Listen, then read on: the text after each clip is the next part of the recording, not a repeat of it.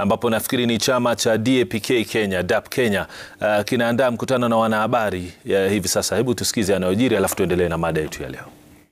Musalia Mudavadi, but we were very, very surprised. We were very, very surprised that the power sharing agreement that was unveiled showed Musalia being given a role of, was it Prime Minister? I saw something like that, a position that does not exist in our constitution. I'm told Prime Cabinet Secretary, I think in charge of intergovernmental relations or something. Well, that is the position I'm currently holding, by the way. As the Minister for Devolution, I'm in charge of intergovernmental relations. Well, apart from the defense docket, that is the role I'm playing. I didn't know my brother was aspiring to take over my roles.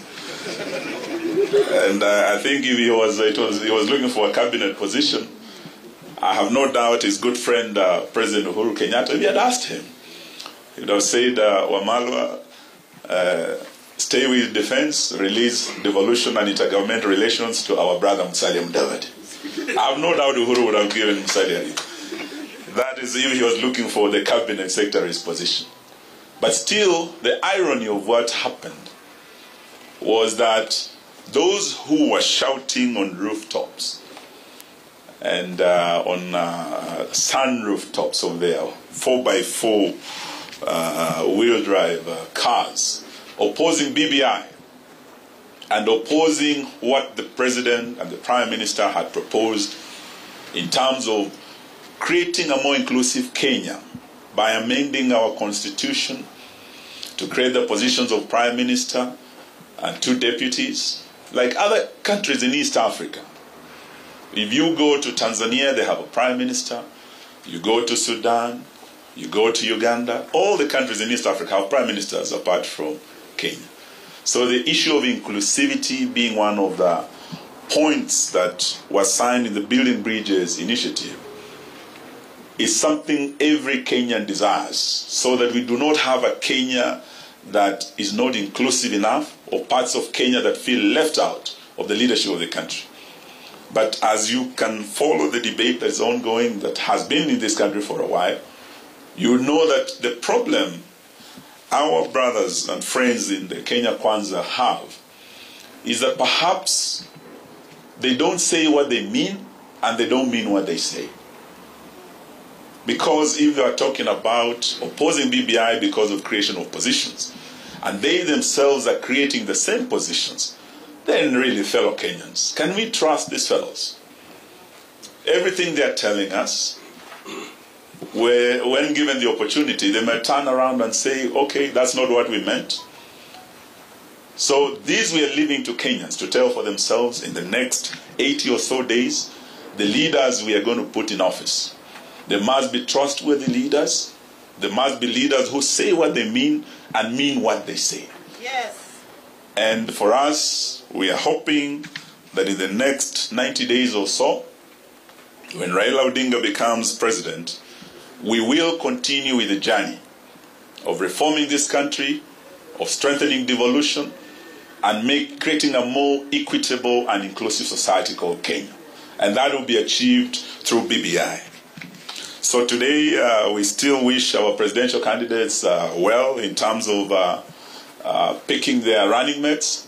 But in a special way, we want to congratulate our candidates for governor who are here with us today. Because you become the first leaders in this country.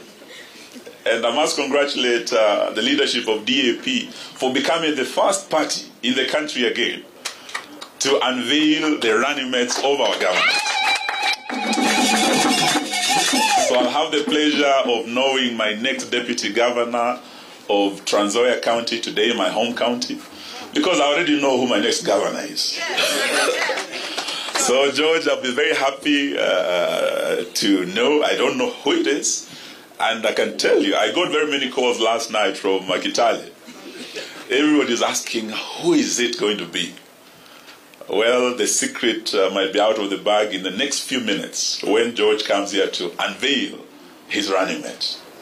But I congratulate you for beating the deadline, because every governor is supposed to have picked a running mate by 16th, which means by Monday midnight. If you have not, you will not have complied with the law.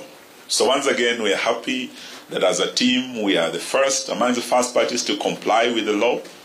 We are also looking forward to knowing the next Kisii County Deputy Governor, because we have no doubt Professor Ongeri is going to be the second governor of Kisii. So, Prof, congratulations. I'm sure a lot of people in Kisii are waiting to know, 70%, to know who you are going to unveil. I'm equally anxious to know, because we want to come to Kisii County to campaign. And after today, as we release you from here, we want you to go and hit the ground running now as a team. It's taken time to assemble the teams, but from Monday next week, our team should be fully constituted, and we want to come to the ground now to launch our teams.